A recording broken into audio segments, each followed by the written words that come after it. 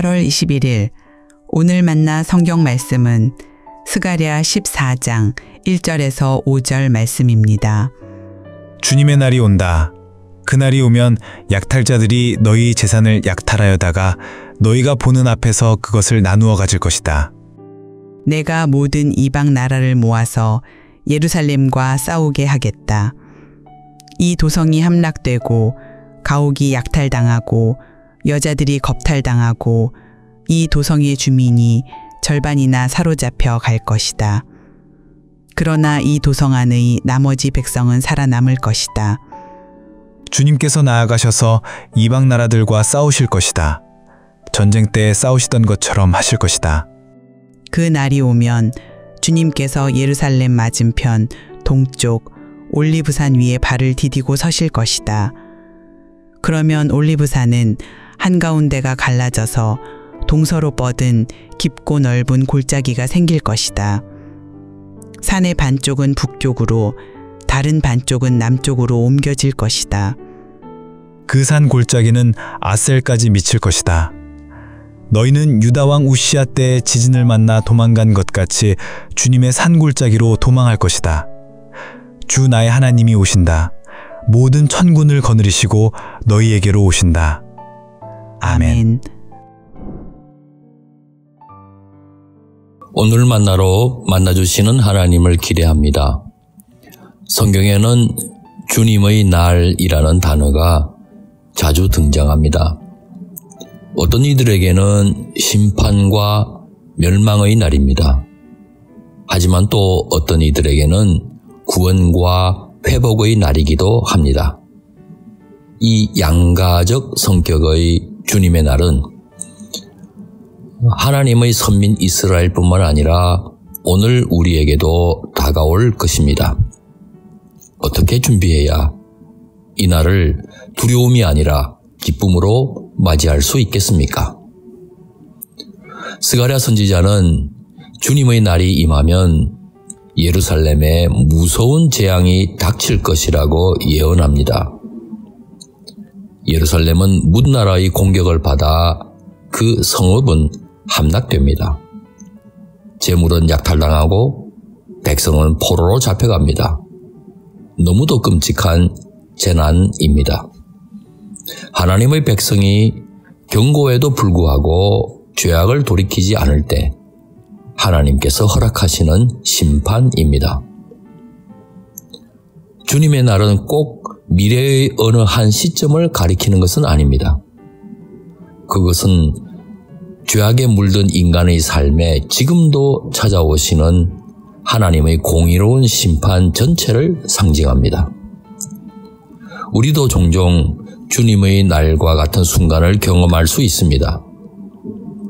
우리의 교만이나 욕심, 그리고 불순종으로 인해 예상치 못한 고통과 실패를 겪을 때가 바로 주님의 날이 아니고 무엇이겠습니까? 주님의 날은 하나님 앞에 있는 우리로 하여금 스스로의 모습을 돌아보면서 회개를 촉구하는 경고의 메시지입니다. 그러나 스가랴 선지자는 절망적인 상황 가운데서도 희망의 빛을 제시하고 있습니다. 3절은 하나님께서 직접 나가셔서 이방 나라들을 치시고 자신의 백성을 구원하실 것을 말씀합니다. 4절은 더 놀라운 예언을 합니다. 하나님께서 예루살렘 동쪽에 있는 감람산에 서실 것이며 그 산이 갈라지는 기적을 통해 하나님의 권능을 드러내신다고 했습니다. 생각해보니 예루살렘에 입성하신 예수님께서는 감람산에 오르셨습니다. 마지막 날 다시 오실 때도 감람산을 통해 오실 것이라는 신약의 예언과도 연결되고 있습니다. 산이 갈라지는 기적은 지진과 같은 자연재해만을 가리키는 것이 아닙니다. 절망 가운데 빠진 당신의 백성들을 하나님께서 외면하지 않으시고 그들을 구원하기 위해 친히 역사하신다는 뜻이겠습니다. 즉 하나님의 백성을 구원하시기 위한 신적인 개입을 가리킵니다. 이 때문에 스가랴 선지자는 주 나의 하나님이 오신다. 모든 천군을 거느리시고 너희에게로 오신다고 확신 가운데서 선포합니다. 주의 백성들은 다시 예루살렘에 자리 잡게 됩니다. 장차 재림하시는 예수 그리스도와 함께 성도들은 영광스러운 모습으로 나타나게 될 것을 예표합니다. 이처럼 주님의 날은 두려움과 동시에 소망을 안겨줍니다. 그런데 주님의 날은 과거의 심판이나 미래의 종말을 이야기하는 것만은 아닙니다. 오늘을 살아가는 우리에게도 회개를 촉구하면서 다시 오실 주님을 고대하게 합니다. 우리가 죄악 가운데 거할 때에는 심판의 날로, 우리가 믿음으로 주님을 기다릴 때에는 구원과 소망의 날로 다가오기 때문입니다. 사랑하는 성도 여러분, 어떤 주님의 날을 맞이하시겠습니까? 혹시라도 주님과의 관계를 멀어지게 하는 죄악이 있다면 지금 회개하고 돌아서야 할 것입니다. 다시 오실 주님을 기쁨으로 맞이하기 위해 거룩하고 온전한 삶을 지금부터 살아가야 할 것입니다.